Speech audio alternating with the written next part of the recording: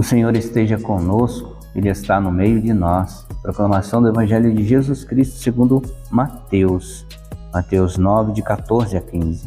Naquele tempo, os discípulos de João aproximaram-se de Jesus e perguntaram: por que razão nós e os fariseus praticamos jejuns, mas os teus discípulos não? Disse-lhes Jesus: por acaso os amigos do noivo podem estar de luto enquanto o noivo está com eles? Dias virão em que o noivo será tirado do meio deles, então sim, eles jejuarão. Palavra da salvação, glória a vós, Senhor. O questionamento: por que jejuar, por que não jejuar? Não podemos jejuar simplesmente por uma tradição, vamos dizer assim, porque muitas vezes a gente tem essa tradição. Quando chega a quarta-feira de cinza, ninguém come carne vermelha, come peixe, come ovo, come sem mistura nenhuma, mas não come carne vermelha. E aí, quando é pela manhã, não come nada, simplesmente almoça e depois janta.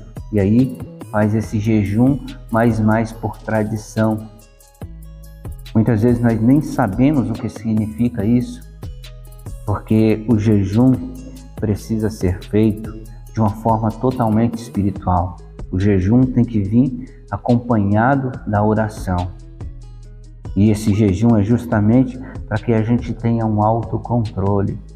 Se a gente acredita que nós podemos ficar sem um determinado alimento, nós também podemos ficar sem o pecado.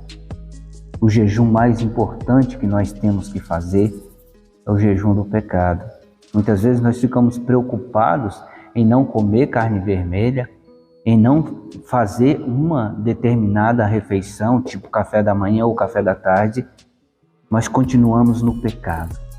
Sabemos que ainda somos pecadores, mas temos que fazer esse esforço para não pecar. E o jejum maior que nós temos que fazer é justamente o jejum do pecado, porque o Senhor, Ele nos convida à santidade. Todos nós somos convidados a ser santos. Muitas pessoas não acreditam que podem alcançar a santidade.